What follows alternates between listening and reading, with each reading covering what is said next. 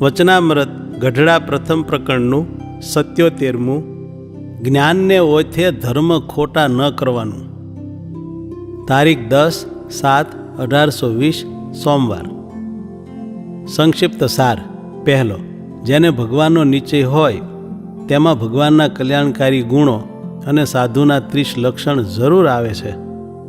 બીજો, પંચવર્તમાન રૂપ ધર્મને મૂકીને જ્ઞાન કે ભક્તિનું બળ લેનાર ગુરુદ્રોહીને વચનદ્રોહી છે. ત્રીજો, ભગવાનનો ભક્ત બોલતો, ઝંખતો કે મૌન થકો દેહ મૂકે પણ તેનું તો કલ્યાણ જ થાય છે, અને વિમુખ સારી કે ભૂંડી ગમે તે રીતે દેહ મૂકે તો પણ નરકે જ જાય. સ્વામિનારાયણ હરે, સ્વામિનારાયણ હરે.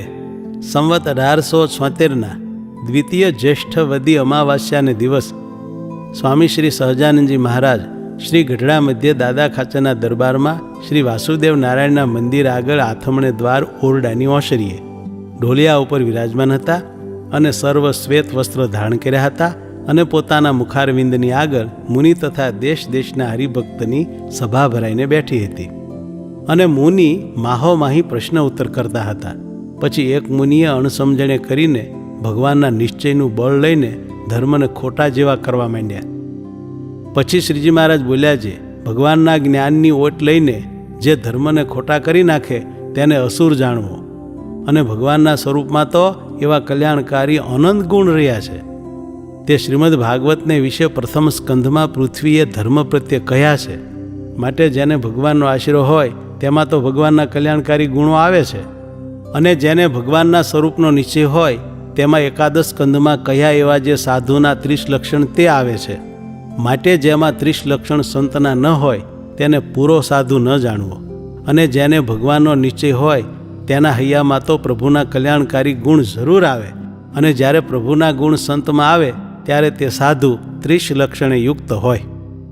માટે આજથી જે કોઈ પંચવર્તમાન રૂપ જે ધર્મ તેને મૂકીને જ્ઞાનનું કે ભક્તિનું બળ લેશે તે ગુરુદ્રોહી વચનદ્રોહી છે, અને એવી ધર્મભંગ વાત જે કોઈ કરતો હોય તેને વિમુખ કહેવો, અને એમ કહેવું છે તમે તો અસુરનો પક્ષ લીધો છે તે અમે નહીં માનીએ, એમ કહીને તે અધર્મીની વાતને ખોટી કરી નાખવી. પછી સંતે પ્રશ્ન પૂછ્યો છે, હે મહારાજ, કોઈક ભગવાનનો અતિ દ્રઢ ભક્ત હોય ને દેહ મૂકવા ટાણે તેને પીડા થઈ આવે છે, અને બોલ્યાનું પણ કાંઈ ઠેકાણું રહેતું નથી, અને કોઈક તો કાંઈ પાકો હરિભક્ત જણાતો ન હોય ને દેહ મૂકવાને સમયે તો અતિ સમર્થ જણાય છે, ને અતિશય ભગવાનના પ્રતાપને જાણીને ને ભગવાનનો મહિમા મુખે કહીને સુખીઓ થકો દેહ મૂકે છે. એનું શું કારણ છે? જે સારો હોય તેનું અંત સમય સારું ન દેખાય, ને જેવો તેવો હોય તેનું અંત સમય સારું દેખાય છે. એનું કારણ કહો, એ પ્રશ્ન છે. પછી શ્રીજી મહારાજ બોલ્યા છે, દેશ, કાળ, ક્રિયા, સંગ, ધ્યાન, મંત્ર, દીક્ષા અને શાસ્ત્ર એ 8 જેવા હોય તેવી પુરુષની મતિ થાય છે. તે જો સારા હોય તો સારી મતિ થાય છે, અને ભૂંડા હોય તો ભૂંડી મતિ થાય છે.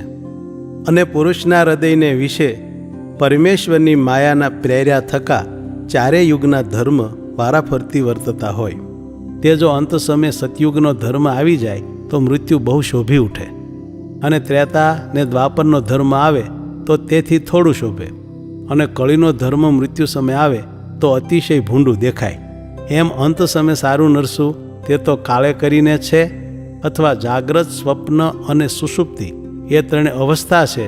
તેમાં જો અંત સમયે જાગ્રત અવસ્થા વર્તતી હોય તો પાપી હોય તે પણ બોલતા ચાલતા દેહ મૂકે છે, અને અંત સમયે સ્વપ્ન અવસ્થા વર્તતી હોય તો જંખ્યા જેવું કાંઈ ને કાંઈ બોલતો થકો ભગવાનનો ભક્ત હોય તો પણ દેહ મૂકે, અને અંત સમયે સુષુપ્તિ અવસ્થા પ્રધાન વર્તે તો ભગવાનનો ભક્ત હોય અથવા વિમુખ હોય તો પણ ઘેનમાં રહીને દેહ મૂકે, પણ સારું કે નરસું કાંઈ બોલાય નહીં. અને અંતકાળે એ 3 અવસ્થા થકી પર અને બ્રહ્મરૂપ એવો પોતાના જીવાત્માને સાક્ષાત્કાર માનતો થકો જે દેહ મૂકે તે તો જેવી ઈશ્વરને સામર્થ્ય હોય તેવી સામર્થ્ય જણાવીને દેહને મૂકે છે. અને એમ બ્રહ્મરૂપ થઈને ને સામર્થ્ય જણાવીને દેહ મૂકો તે ભગવાનના ભક્તોને જ થાય છે, પણ બીજા વિમુખ જીવને એમ થાય જ નહીં. એવી રીતે કાળે કરીને અંત સમયે સારું નરસું જણાય છે અથવા અવસ્થાઓને યોગ્ય કરીને સારું નરસું જણાય છે. અને વિમુખ હોય ને તેને અંતકાળે જાગ્રત અવસ્થા વર્તતી હોય ને બોલતો બોલતો દેહ મૂકે, તેણે કરીને કાંઈ તેનું કલ્યાણ થતું નથી. વિમુખ તો સારી રીતે દેહ મૂકે અથવા ભૂંડી રીતે દેહ મૂકે, પણ નરકે જ જાય. અને ભગવાનનો ભક્ત હોય તે બોલતો બોલતો દેહ મૂકે અથવા ઝંખ્યા જેવું બોલીને દેહ મૂકે અથવા શૂન્ય મૌન રહીને દેહ મૂકે, પણ તેનું કલ્યાણ જ છે, પણ એમાં કાંઈ સંશય નથી એમ ભગવાનના ભક્તને જાણવું. અને ભગવાનનો ભક્ત હોય તેને અંત સમયે સ્વપ્નાદિકને યોગ્ય કરીને ઉપરથી પીડા જેવું જણાતું હોય, પણ એને અંતરમાં તો ભગવાનને પ્રતાપે કરીને અતિ આનંદ વર્તતો હોય. માટે નક્કી હરિભક્ત હોય ને અંત સમયે લાવા ઝંખા કરતો થકો દેહ મૂકે, પણ એના કલ્યાણમાં લેશ માત્ર સંશય રાખવો નહીં. ઇતિ વચનામૃતમ ગઢડા પ્રથમ પ્રકરણનું 77મું થયું.